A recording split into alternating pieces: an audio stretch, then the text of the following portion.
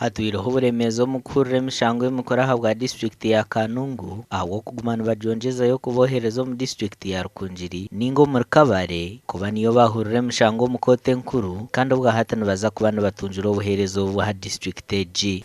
Swear by the Almighty God that I will well and truly try the issue joined between the Republic of Uganda and the prisoner at the bar, and shall give a true opinion according to the evidence.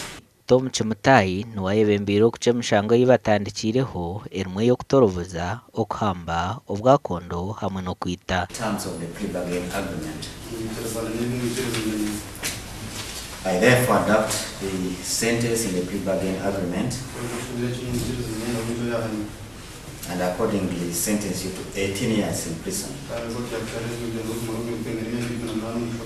The time you have spent on remand shall be deducted from the sentence. Okugerageranisa na kooti y'idara ryo kubanza abantu omu kicengye kya kooti babiri bakanyire obwe harimu bakihababirwa hamwe n'abajuruzi.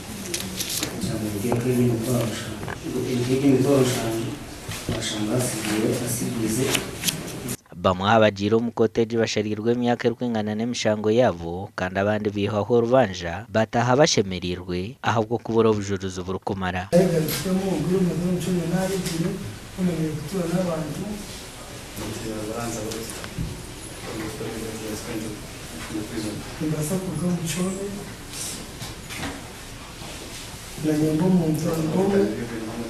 Okurigira Ferdinand nuwabino ry'omuhandiki wa kooti agizire ngo bamazira amazoba 40 mu district G kandi ngo baza kugaruka omu district ya Kanungu omwaka gw'2024.